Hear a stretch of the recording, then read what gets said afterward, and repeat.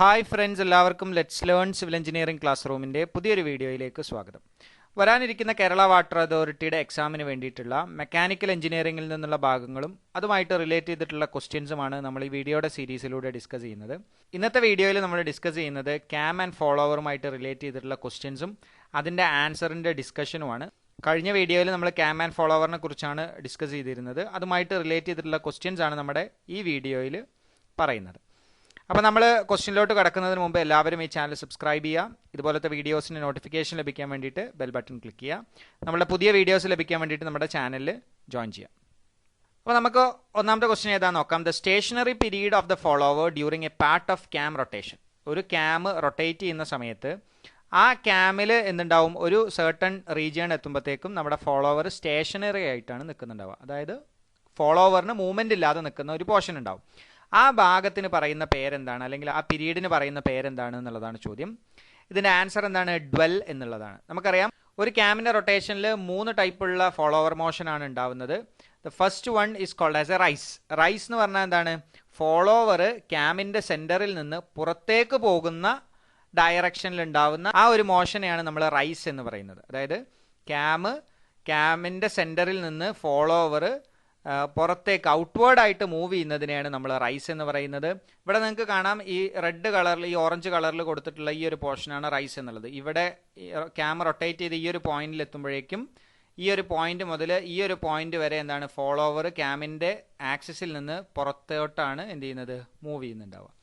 രണ്ടാമത്തെ പോർഷനാണ് fall. ക്യാമിൻ്റെ motion എന്ത് ചെയ്യും, ഈ പോയിന്റിൽ നിന്ന് ഈ ഒരു പോയിന്റിലേക്ക് എത്തുമ്പോഴേക്കും ഈ ഫോളോവർ എന്ത് ചെയ്യും, ക്യാമിൻ്റെ ആക്സിസിലേക്ക് വരുന്നതിനെയാണ് നമ്മൾ ഫാൾ എന്ന് പറയുന്നത്, അല്ലെങ്കിൽ റിട്ടേൺ എന്ന് പറയുന്നത്. ഇനി എന്താണ് ഡ്വെല്ല്? ഈ ബ്ലൂ കളറിൽ കാണിച്ചിരിക്കുന്നതാണ് ഡ്വെല്ല്. ഡ്വെല്ലിൽ എന്തുണ്ടാവില്ല, ഫോളോവറിന് മോഷൻ ഒന്നും ഉണ്ടാവില്ല. ആ ഫോളോവർ എന്ത് ചെയ്യും, സ്റ്റേഷനറി ആയിട്ട് നിൽക്കും ക്യാമിൻ്റെ റൊട്ടേഷനിൽ. സോ അതിനെയാണ് നമ്മൾ ഡ്വെല്ല് എന്ന് പറയുന്നത്. ഇനി വാട്ട് ഈസ് സ്ട്രോക്ക്? സ്ട്രോക്ക് എന്ന് പറഞ്ഞാൽ, അല്ലെങ്കിൽ ലിഫ്റ്റ് എന്ന് പറഞ്ഞു കഴിഞ്ഞാൽ, ഒരു ഫോളോവർ അതിൻ്റെ ലോവസ്റ്റ് പോയിന്റിൽ നിന്ന് ടോപ്പ് മോസ്റ്റ് പൊസിഷനിലേക്ക് എത്തുന്ന ആ ട്രാവലിങ്ങിനെയാണ് നമ്മൾ എന്ത് പറയുന്നത്, ലിഫ്റ്റ് അല്ലെങ്കിൽ സ്ട്രോക്ക് എന്ന് പറയുന്നത്. ലിഫ്റ്റ് അല്ലെങ്കിൽ സ്ട്രോക്ക് നമ്മൾ മെഷർ ചെയ്യുന്നത് എവിടെ നിന്നാണ്? ബേസ് സർക്കിൾ മുതലാണ്. നമ്മൾ എക്സ്പ്ലെയിൻ ചെയ്തിട്ടുണ്ടായിരുന്നു. ബേസ് സർക്കിൾ മുതൽ ആ ക്യാമിൻ്റെ ടോപ്പ് പോയിന്റ് വരെയുള്ള റീജിയനിലാണ് സ്ട്രോക്ക് നമ്മൾ മെഷർ ചെയ്യുന്നത്. ഇനി അടുത്ത ക്വസ്റ്റ്യൻ നോക്കാം. The size of the cam depends upon. ഒരു ക്യാമിൻ്റെ സൈസ് എന്തിനെ ഡിപ്പെൻഡ് ചെയ്യും എന്നുള്ളതാണ് ചോദ്യം. നമ്മൾ പറഞ്ഞിട്ടുണ്ടായിരുന്നു, ക്യാമിൻ്റെ സൈസ് ബേസ് സർക്കിളിനെയാണ് ഡിപ്പെൻഡ് ചെയ്യുന്നത്. സോ ബേസ് സർക്കിളിൻ്റെ ഡയമീറ്റർ ഇൻക്രീസ് ചെയ്യുകയാണെന്നുണ്ടെങ്കിൽ ക്യാമിൻ്റെ സൈസും എന്ത് ചെയ്യും, ഇൻക്രീസ് ചെയ്യും. ബേസ് സർക്കിളിൻ്റെ ഡയമീറ്റർ ഡിക്രീസ് ചെയ്യുകയാണെങ്കിൽ ക്യാമിൻ്റെ സൈസും ഡിക്രീസ് ചെയ്യും. എന്താണ് ഈ ബേസ് സർക്കിൾ എന്ന് പറഞ്ഞു കഴിഞ്ഞാൽ, ഒരു ക്യാമിൻ്റെ പ്രൊഫൈലിന് ടാൻജൻഷ്യലായിട്ട് വരയ്ക്കുന്ന സർക്കിളിനെയാണ് ബേസ് സർക്കിൾ എന്ന് പറയുന്നത്. അല്ലെങ്കിൽ നമുക്ക് പറയാം, ഒരു ക്യാമിൻ്റെ സെൻറ്ററിൽ നിന്ന് ക്യാം പ്രൊഫൈലിലേക്ക് വരയ്ക്കുന്ന ഏറ്റവും ചെറിയ സർക്കിളിനെയാണ് നമ്മൾ ബേസ് സർക്കിൾ എന്ന് പറയുന്നത്. And it will be tangential to the cam profile. Cam പ്രൊഫൈലിന് ടാൻജൻഷ്യൽ ആയിക്കൊണ്ട് ക്യാമിൻ്റെ സെൻറ്ററിൽ നിന്ന് നമ്മൾ വരയ്ക്കുന്ന ഏറ്റവും ചെറിയ സർക്കിളിനെയാണ് ബേസ് സർക്കിൾ എന്ന് പറയുന്നത്. മൂന്നാമത്തെ ക്വസ്റ്റ്യൻ നോക്കാം. The cam follower extensively used in aircraft engine. Aircraft എഞ്ചിനിൽ ഉപയോഗിക്കുന്ന ഫോളോവർ ഏതാണ് എന്നുള്ളതാണ് ഇവിടുത്തെ ചോദ്യം. ഇതിൻ്റെ ആൻസർ റോളർ ഫോളോവർ ആണ്. റോളർ ഫോളോവർ എന്ന് പറഞ്ഞു കഴിഞ്ഞാൽ എന്താണ്, ഒരു ഫോളോവറിൻ്റെ എൻഡിൽ റോളർ ഫിക്സ് ചെയ്തിട്ടുള്ളതാണ് എന്ത്, റോളർ ഫോളോവർ. ഇവിടെ നിങ്ങൾക്ക് കാണാം, ഈ ഫോളോവറിൻ്റെ എൻഡിൽ എന്താണ്, ഒരു റോളറാണ് ഫിക്സ് ചെയ്തിട്ടുണ്ടാവുക. ഈ റോളിംഗ് മോഷൻ കാരണം എന്ത് ചെയ്യും, അവിടെ നമ്മൾ പറഞ്ഞു വെയർ ആൻഡ് ടിയർ ഒക്കെ റെഡ്യൂസ് ചെയ്യും. നമ്മളുടെ നൈഫ് എഡ്ജ് ഫോളോവറിനുള്ള ഒരു ഡിസഡ്വാൻറ്റേജ് എന്താണ്, അതിന് വിയർ ആൻഡ് ടിയർ കൂടുതലായിരിക്കും അല്ലേ. എന്നാൽ റോളർ ഫോളോവറിന് വിയർ ആൻഡ് ടിയർ കുറവാണ്. പക്ഷെ എന്താണ്, സൈഡ് ത്രസ്റ്റ് ഇവിടെ ഉണ്ടാവും.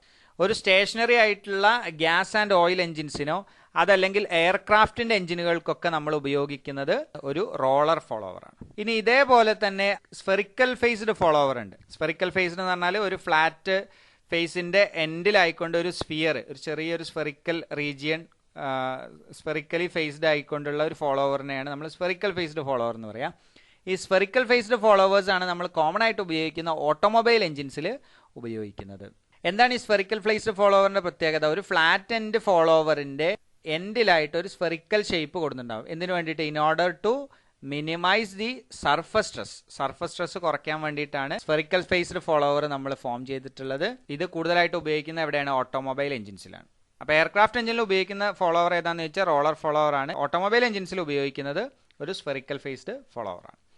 ഇനി അടുത്ത ക്വസ്റ്റ്യൻ നോക്കാം. The point on the cam with maximum pressure angle is known as. Maximum pressure angle ഉള്ള പോയിന്റിന് പറയുന്ന പേരെന്താണ് എന്നുള്ളതാണ്. അതിന് നമ്മൾ പിച്ച് പോയിന്റ് എന്നാണ് പറയാം. ഇവിടെ നിങ്ങൾക്ക് ഈ ഫിഗറിൽ കാണാം പിച്ച് പോയിന്റ് എവിടെയാണ് എന്നുള്ളത്. ഈ പോയിന്റ് ആണ് പിച്ച് പോയിന്റ് അല്ലേ. പിച്ച് പോയിന്റ് എന്നുള്ള പോയിന്റ് ജനറേറ്റ് ചെയ്യുന്നത് പിച്ച് കർവിലാണ്. പിച്ച് പോയിന്റിലാണ് മാക്സിമം പ്രഷർ ആംഗിൾ ഉണ്ടാവുക. സോ ആദ്യം ഈ പിച്ച് പോയിന്റ് എന്താണെന്ന് പറയാം. പിച്ച് പോയിന്റ് ഞാൻ നേരത്തെ പറഞ്ഞു, മാക്സിമം പ്രഷർ ആംഗിൾ വരുന്ന സ്ഥലത്തിനെയാണ് നമ്മൾ പിച്ച് പോയിന്റ് എന്ന് പറയുന്നത്. എന്താണ് ഈ പ്രഷർ ആംഗിൾ? പ്രഷർ ആംഗിൾ എന്ന് പറഞ്ഞു കഴിഞ്ഞാൽ നമ്മളുടെ ഫോളോവറിൻ്റെ ഡയറക്ഷനും അതേപോലെ തന്നെ ഇവിടെ ജനറേറ്റ് ചെയ്തിട്ടുള്ള പിച്ച് കർവിൻ്റെ ആ കർവിന് നോർമലായിട്ട് വരയ്ക്കുന്ന ലൈനും തമ്മിലുണ്ടാക്കുന്ന ആംഗിളിനെയാണ് നമ്മൾ പ്രഷർ ആംഗിൾ എന്ന് പറയാം. എങ്ങനെയാണ്? ഫോളോവറിൻ്റെ ഡയറക്ഷനും അതേപോലെ തന്നെ ഈ പിച്ച് കർവിന് നോർമലായിട്ട് വരയ്ക്കുന്ന ലൈനും തമ്മിലുണ്ടാക്കുന്ന ആംഗിളാണ് പ്രഷർ ആംഗിൾ. ഈ പ്രഷർ ആംഗിൾ ക്യാമിൻ്റെ ഷേപ്പിനെ ഡിപ്പെൻഡ് ചെയ്തുകൊണ്ട് ചില സ്ഥലങ്ങളിൽ മാക്സിമം ചില സ്ഥലങ്ങളിൽ മിനിമം ആവും. അപ്പോൾ ഈ പ്രഷർ ആംഗിൾ മാക്സിമം വരുന്ന ആ ഒരു റീജിയൻ എവിടെയായിരിക്കും? അത് പിച്ച് പോയിന്റിലായിരിക്കും. ഇനി എന്താണ് ഒരു പിച്ച് സർക്കിൾ? പിച്ച് സർക്കിൾ എന്ന് പറഞ്ഞു കഴിഞ്ഞാൽ ക്യാമിൻ്റെ സെൻറ്ററിൽ നിന്ന് പിച്ച് പോയിന്റിലൂടെ കണക്ട് ചെയ്ത് വരയ്ക്കുന്ന ഒരു സർക്കിളിനെയാണ്, ക്യാമിൻ്റെ സെൻറ്ററിൽ നിന്ന് പിച്ച് പോയിന്റിലൂടെ വരയ്ക്കുന്ന ഒരു സർക്കിളിനെയാണ് നമ്മൾ പിച്ച് സർക്കിൾ എന്ന് പറയുന്നത്. ഇനി എന്താണ് പിച്ച് കർവ്? പിച്ച് കർവ് പറഞ്ഞു, നമ്മളൊരു ട്രേസിംഗ് പോയിന്റിലൂടെ വരയ്ക്കുന്ന കർവിനെയാണ് നമ്മൾ പിച്ച് കർവ് എന്ന് പറയുക. ഒരു റോളർ ഫോളോവറിൻ്റെ കേസിൽ ട്രേസിംഗ് പോയിന്റ് നമ്മൾ എടുക്കുന്ന അല്ലെങ്കിൽ ട്രേസ് പോയിന്റ് നമ്മൾ കൺസിഡർ ചെയ്യുന്ന റോളറിൻ്റെ സെൻറ്ററാണ്. എന്നാൽ ഒരു നൈഫ് ഫോളോവറിൻ്റെ കേസാണെന്നുണ്ടെങ്കിൽ അതിൽ നൈഫിൻ്റെ എൻഡാണ് എന്ത് ചെയ്യുന്നത്? ട്രേസ് പോയിന്റ് ആയിട്ട് എടുക്കുന്നത്. അപ്പോൾ ആ ട്രേസ് പോയിന്റുകളിൽ ഒരു ക്യാമിന് ചുറ്റും ഒരു ഫോളോവർ മൂവ് ചെയ്യുന്ന സമയത്ത് ഫോളോവറിൻ്റെ ട്രേസ് പോയിന്റിലൂടെ നമ്മൾ വരയ്ക്കുന്ന കർവിനെയാണ് നമ്മൾ. ഇപ്പോൾ ഒരു നൈഫ് എഡ്ജ് ഫോളോവറിൻ്റെ കേസിലാണെന്നുണ്ടെങ്കിൽ നൈഫ് എഡ്ജ് പോയിന്റ് ആണ് എന്ത് ചെയ്യുന്നത്?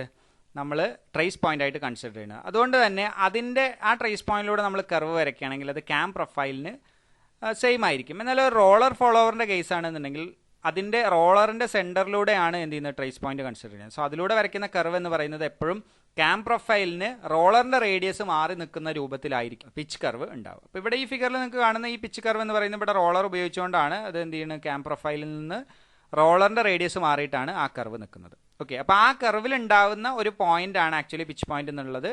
വേർ മാക്സിമം പ്രഷർ ആംഗിൾ അവിടെ ഉണ്ടാവും. ആ പോയിന്റിലൂടെ പിച്ച് പോയിന്റിലൂടെ വരയ്ക്കുന്ന സർക്കിളിനെ നമ്മൾ പിച്ച് സർക്കിൾ എന്ന് പറയും. ഇനി അടുത്ത ക്വസ്റ്റ്യൻ നോക്കാം. Offset is provided to a cam follower mechanism. ഒരു ക്യാം ഫോളോവർ മെക്കാനിസത്തിൽ നമ്മൾ ഓഫ്സെറ്റ് പ്രൊവൈഡ് ചെയ്യുന്നത് എന്തിനു വേണ്ടിയിട്ടാണ്? In order to minimize the side thrust. Side thrust reduce ചെയ്യാൻ വേണ്ടിയിട്ടാണ് എപ്പോഴും എന്ത് ചെയ്യുന്നത്? നമ്മൾ ഓഫ്സെറ്റ് ഫോളോവേഴ്സ് കൊടുക്കുന്നത് അല്ലേ. റേഡിയൽ ഫോളോവേഴ്സും ഓഫ്സെറ്റ് ഫോളോവേഴ്സും ഉണ്ട്. എന്താ റേഡിയൽ ഫോളോവർ എന്ന് പറഞ്ഞു കഴിഞ്ഞാൽ ഫോളോവറിൻ്റെ ആക്സിസ് നമ്മുടെ ക്യാമിൻ്റെ ആക്സിസിൽ വന്ന് മീറ്റ് ചെയ്യും. അങ്ങനത്തെ ഫോളോവറാണ് റേഡിയൽ ഫോളോവേഴ്സ് എന്ന് പറയുന്നത് അല്ലേ. എന്നാൽ ഒരു സേർട്ടൺ ഓഫ്സെറ്റിലാണ് ഫോളോവർ നിൽക്കുന്നതെന്ന് വിചാരിക്കുക. അതായത് ഇവിടെ ഫോളോവറിൻ്റെ ആക്സിസ് ഇങ്ങനെ എടുക്കുകയാണെന്നുണ്ടെങ്കിൽ ക്യാമിൻ്റെ ആക്സിസ് ഇവിടെ നിൽക്കുന്നത്, ഇത് രണ്ടും തമ്മിൽ എന്തുണ്ട്? ഒരു സേർട്ടൺ ഓഫ്സെറ്റ് ഉണ്ട്. ഇങ്ങനെ ഓഫ്സെറ്റ് കൊടുത്തിരിക്കുന്നത് എന്തിനാണെന്ന് വെച്ച് കഴിഞ്ഞാൽ സൈഡ് ത്രസ്റ്റ് മിനിമൈസ് ചെയ്യാൻ വേണ്ടിയിട്ടാണ്. ഇനി അടുത്ത ക്വസ്റ്റ്യൻ നോക്കാം. The reference point on the follower to lay a cam profile is known as. ഒരു ക്യാം പ്രൊഫൈൽ ലേ ചെയ്യാൻ വേണ്ടിയിട്ട് നമ്മൾ കൊടുക്കുന്ന റെഫറൻസ് പോയിന്റ്, നേരത്തെ പറഞ്ഞു റെഫറൻസ് പോയിന്റിനെയാണ് നമ്മൾ ട്രേസ് പോയിന്റ് എന്ന് പറയുന്നത്. ആ ട്രേസ് പോയിന്റ് നൈഫ് എഡ്ജ് ഫോളോവറിൻ്റെ കേസ് ആണെന്നുണ്ടെങ്കിൽ നൈഫിൻ്റെ എഡ്ജാണ് എന്ത് ചെയ്യുന്നത്? ട്രേസ് പോയിന്റ് ആയിട്ട് കൺസിഡർ ചെയ്യുന്നത്. എന്നാൽ ഒരു റോളർ ഫോളോവർ ആണെന്നുണ്ടെങ്കിൽ റോളറിൻ്റെ സെൻറ്ററാണ് ട്രേസ് പോയിന്റ് ആയിട്ട് കൺസിഡർ ചെയ്യുന്നത്. അപ്പോൾ ഇവിടെ ഇത് റോളർ ഫോളോവർ ആണ്, ഈ പോയിന്റ് ആണ് ആക്ച്വലി ട്രേസ് പോയിന്റ് ആയിട്ട് എടുക്കുന്നത്. അപ്പോൾ അത് എല്ലാ ഭാഗത്തും വരുമ്പോൾ ആ പോയിന്റിലൂടെ വരയ്ക്കുന്ന കർവിനെയാണ് നമ്മൾ പിച്ച് കർവ് എന്ന് പറയുന്നത്.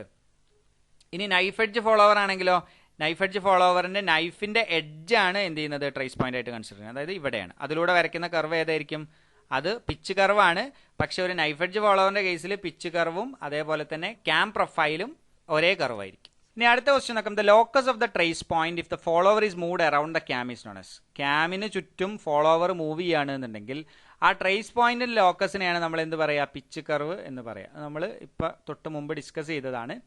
സോ പിച്ച് കർവ് എന്ന് പറഞ്ഞാൽ ഇത്രയേ ഉള്ളൂ. ആ ട്രേസ് പോയിന്റിലൂടെ ട്രേസ് ചെയ്യുന്ന ആ പോയിന്റുകളുടെ ലോക്കസ് അല്ലെങ്കിൽ ആ കർവ്, അതിനെയാണ് നമ്മൾ പിച്ച് കർവ് എന്ന് പറയുന്നത്. ഇനി ഇവിടെ മറ്റുള്ള ടേമുകളും കൂടെ നോക്കാം. ബേസ് സർക്കിൾ നമ്മൾ നേരത്തെ ഡിസ്കസ് ചെയ്തു. എന്താണ്? ക്യാമിൻ്റെ സെൻറ്ററിൽ നിന്ന് നമുക്ക് വരയ്ക്കാവുന്ന ഏറ്റവും ചെറിയ സർക്കിളാണ് which will be tangential to the cam profile. അതിനെയാണ് നമ്മൾ ബേസ് സർക്കിൾ എന്ന് പറയുന്നത്. ബേസ് സർക്കിളിൻ്റെ സൈസിനെ ഡിപ്പെൻഡ് ചെയ്തിട്ടാണ് നമ്മൾ ക്യാമിൻ്റെ സൈസ് പറയാറുള്ളത്. ഇനി ഇവിടെ എക്സ്പ്ലെയിൻ ചെയ്യാനുള്ളത് ഒന്ന് പ്രൈം സർക്കിളാണ്.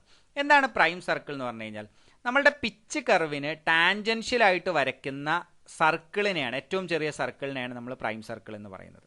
ബേസ് സർക്കിൾ നമ്മൾ പറഞ്ഞു ക്യാമിൻ്റെ സെൻറ്ററിൽ നിന്ന് ക്യാമിൻ്റെ പ്രൊഫൈലിന് ടാൻജൻഷ്യലായിട്ട് വരയ്ക്കുന്ന സർക്കിളാണ് എന്ത്, ബേസ് സർക്കിൾ എന്നുള്ളത്. എന്നാൽ പ്രൈം സർക്കിൾ എന്ന് പറഞ്ഞു കഴിഞ്ഞാൽ ക്യാമിൻ്റെ സെൻറ്ററിൽ നിന്ന് പിച്ച് കർവിന് ടാൻജൻഷ്യലായിട്ട് വരയ്ക്കുന്ന സർക്കിളാണ്. അപ്പോൾ ഇവിടെ നമ്മൾ മനസ്സിലാക്കേണ്ടത് ഒരു നൈഫ് എഡ്ജ് ഫോളോവറിൻ്റെ കേസിലാണെന്നുണ്ടെങ്കിൽ അവിടെ പിച്ച് കർവും ക്യാം പ്രൊഫൈലും സെയിം ആണ് അല്ലേ. ആ ക്യാമിൻ്റെ സർക്കിളും അല്ലെങ്കിൽ ക്യാമിൻ്റെ പ്രൊഫൈലും അതേപോലെ തന്നെ പിച്ച് കർവും സെയിം ആണ്. അപ്പോൾ അവിടെ ക്യാമിൻ്റെ സെൻറ്ററിൽ നിന്ന് നമുക്ക് വരയ്ക്കാവുന്ന ഏറ്റവും ചെറിയ circle which will be tangential to the pitch curve എന്ന് പറയുന്നത് എന്തായിരിക്കും, ബേസ് സർക്കിൾ തന്നെ ആയിരിക്കും. അപ്പോൾ നൈഫ് എഡ്ജ് ഫോളോവറിൻ്റെ കേസിൽ ബേസ് സർക്കിളും അതേപോലെ തന്നെ പ്രൈം സർക്കിളും സെയിം ആണ്. എന്നാൽ ഒരു റോളർ ഫോളോവറിൻ്റെ കേസാണെന്നുണ്ടെങ്കിൽ അവിടെ നേരത്തെ നമ്മൾ പറഞ്ഞു ക്യാം പ്രൊഫൈലിന് റോളറിൻ്റെ റേഡിയസ് മാറിയിട്ടാണ് പിച്ച് കർവ് നിൽക്കുന്നത്. ഇവിടെ നിങ്ങൾക്ക് കാണാം റോളറിൻ്റെ റേഡിയസ് മാറിയിട്ടാണ് പിച്ച് കർവ് നിൽക്കുന്നത്. സോ അതിന് ടാൻജൻഷ്യലായിട്ട് വരയ്ക്കുന്ന ക്യാമിൻ്റെ സെൻറ്ററിൽ നിന്ന് വരയ്ക്കുന്ന സർക്കിളാണ് എന്ത്, പ്രൈം സർക്കിൾ എന്നുള്ളത്. അപ്പോൾ ഇവിടെ പ്രൈം സർക്കിൾ ഇവിടെ നിങ്ങൾക്ക് കാണാം, ഇവിടെ അടയാളപ്പെടുത്തിയിരിക്കുന്ന പ്രൈം സർക്കിൾ കണ്ടോ, ഈ സർക്കിളാണ്. അപ്പോൾ ഈ പിച്ച് കർവിന് ടാൻജൻഷ്യലായിട്ടാണ് എന്ത് ഇരിക്കുന്നത്, ആ സർക്കിൾ വരച്ചിട്ടുള്ളത്. And it will be the smallest circle which can be drawn from the cam centre. Cam സെൻറ്ററിൽ നിന്ന് വരയ്ക്കുന്ന ഏറ്റവും ചെറിയ സർക്കിളാണ് which will be tangential to the pitch curve. Pitch കർവിന് ടാൻജൻഷ്യൽ ആയിരിക്കും. സോ അതിനെ നമ്മൾ എന്ത് പറയും, പ്രൈം സർക്കിൾ എന്ന് പറയും. ഇനി അടുത്ത ക്വസ്റ്റ്യൻ നോക്കാം. The angle moved by the cam from the beginning of the ascent to the termination of the descent. അസെന്റിന്റെ തുടക്കം മുതൽ ഡിസെന്റിന്റെ അവസാനം വരെ എടുക്കുന്ന ആംഗിളിന് നമ്മൾ പറയുന്ന പേരെന്താണ്, അതിനെയാണ് angle of action of the cam എന്ന് പറയുന്നത്. എന്താണ് angle of assent? Angle of assent എന്ന് പറഞ്ഞു കഴിഞ്ഞാൽ ഒരു ഫോളോവർ അതിന്റെ ലോവസ്റ്റ് പോയിന്റിൽ നിന്ന് ഹയസ്റ്റ് പോയിന്റിലേക്ക് എത്തുന്നത് വരെയുള്ള ആംഗിളിനെയാണ് നമ്മൾ ആംഗിൾ ഓഫ് അസെന്റ് എന്ന് പറയുന്നത്. ഫോളോവർ അതിന്റെ ഹയസ്റ്റ് പോയിന്റിൽ നിന്ന് ലോവസ്റ്റ് പോയിന്റിലേക്ക് വരുന്നതിനെ നമ്മൾ എന്ത് പറയും, ഡിസെന്റ് എന്ന് പറയും. സോ ഈ ആംഗിളുകൾ ഉണ്ടല്ലോ, ഇത് തമ്മിൽ ഇപ്പം അസെന്റും ഡിസെന്റും, ഇപ്പം ഈ ഒരു കേസിലാണെന്നുണ്ടെങ്കിൽ ഇവിടം മുതൽ ഇവിടം വരെയുള്ള ആംഗിളാണ് അസെന്റ്, ഇവിടം മുതൽ ഇവിടം വരെയുള്ള ആംഗിളാണ് ഡിസെന്റ്. അപ്പോൾ angle of action of the cam എന്ന് പറഞ്ഞു കഴിഞ്ഞാൽ അത് അതിൻ്റെ അസെന്റിന്റെ തുടക്കം മുതൽ, അതായത് ഇവിടം മുതൽ അസെന്റിന്റെ തുടക്കം മുതൽ ഡിസെന്റിന്റെ അവസാനം വരെ ഈ പോയിന്റ് വരെ ഉണ്ടാക്കുന്ന ആംഗിളിനെ നമ്മൾ എന്ത് പറയും, angle of action of the cam എന്ന് പറയും. ഇനി അടുത്ത ക്വസ്റ്റ്യൻ നോക്കാം. Which of the following displacement diagram should be chosen four better dynamic performance of A cam follower mechanism. ഒരു ക്യാം ഫോളോവർ മെക്കാനിസത്തിന് ഏറ്റവും നല്ല ഡൈനാമിക് പെർഫോമൻസ് കിട്ടണമെന്നുണ്ടെങ്കിൽ ഏത് ടൈപ്പ് ഡിസ്പ്ലേസ്മെന്റ് ഡയഗ്രാമാണ് ചൂസ് ചെയ്യേണ്ടത് എന്നുള്ളതാണ്. ആദ്യം എന്താണ് ഈ തരത്തിലുള്ള മോഷനുകൾ എന്നാണ് പറയുന്നത്. അതായത് ഇവിടെ കൊടുത്തിട്ടുള്ള മോഷൻസ് ഫോളോവറിന്റെ മോഷനാണ്. അതായത് ഫോളോവേഴ്സിന് 5 ടൈപ്പ് മോഷനുകളാണ് ഉള്ളത്. അതിൽ ഏറ്റവും ഒന്നാമതായിട്ടുള്ളത് സിമ്പിൾ ഹാർമോണിക് മോഷൻ, അതേപോലെ തന്നെ രണ്ടാമത്തത് uniform acceleration and deceleration, then constant velocity motion, ഇതേപോലെ തന്നെ സൈക്ലോയിഡൽ മോഷൻ ആൻഡ് പാരാബോളിക് മോഷൻ. ഇങ്ങനെ 5 ടൈപ്പ് മോഷൻസ് ആണ് ഒരു ഫോളോവറിന് ഉള്ളത്. ഇതിലെ ഓരോ മോഷനുകളും ഏത് കണ്ടീഷനുകളിലാണ് നമ്മൾ ഈ ടൈപ്പ് മോഷൻസ് ഫോളോവർ മോഷൻ ഉപയോഗിക്കുന്നത് എന്നുള്ളതാണ് കൃത്യമായിട്ട് പഠിച്ചു വെക്കേണ്ടത്. ഇപ്പം ഇവിടെ ചോദിച്ചിട്ടുള്ള ചോദ്യം ഡൈനാമിക് പെർഫോമൻസിന് വേണ്ടിയിട്ട്, ബെറ്റർ ഡൈനാമിക് പെർഫോമൻസിന് വേണ്ടിയിട്ട് നമ്മൾ ഉപയോഗിക്കുന്ന ഡിസ്പ്ലേസ്മെന്റ് ഡയഗ്രാം ഏതാണ് എന്നുള്ളതാണ്. ഒരു ഹൈ സ്പീഡ് മോഷനുകൾക്ക് ഐഡിയൽ ആയിട്ടുള്ള മോഷൻ എന്ന് പറയുന്നത് സൈക്ലോയിഡൽ മോഷനാണ്. അപ്പോൾ ബെറ്റർ പെർഫോമൻസിന് വേണ്ടി, അല്ലെങ്കിൽ ഡൈനാമിക് പെർഫോമൻസിന് വേണ്ടിയിട്ട് നമ്മൾ ഉപയോഗിക്കുന്ന മോഷൻ സൈക്ലോയിഡൽ മോഷനാണ്. ഇതിൽ വളരെ ഇമ്പോർട്ടൻ്റ് ആയിട്ട് പഠിച്ചു വെക്കേണ്ട 2 മോഷനുകൾ, ഒന്ന് സൈക്ലോയിഡൽ മോഷനും രണ്ടാമത്തത് simple harmonic മോഷനുമാണ്.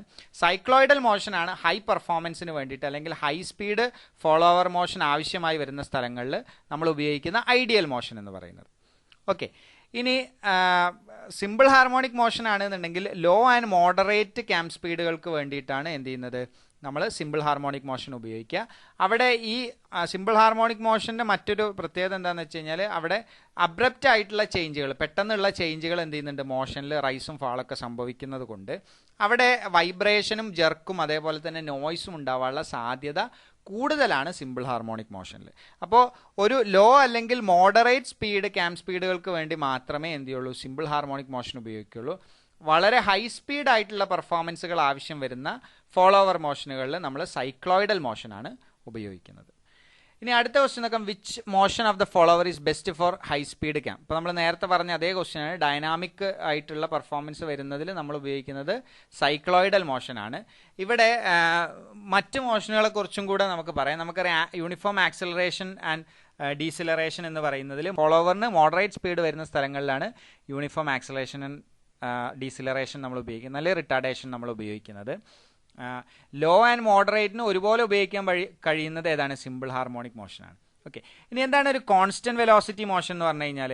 Constant velocity motion അല്ലെങ്കിൽ യൂണിഫോം വെലോസിറ്റി മോഷൻ എന്ന് പറഞ്ഞു കഴിഞ്ഞാൽ അവിടുത്തെ ഡിസ്പ്ലേസ്മെന്റ് എന്തായിരിക്കും? ആംഗിൾ ഓഫ് ക്യാം റൊട്ടേഷന് പ്രൊപ്പോർഷണൽ ആയിരിക്കും.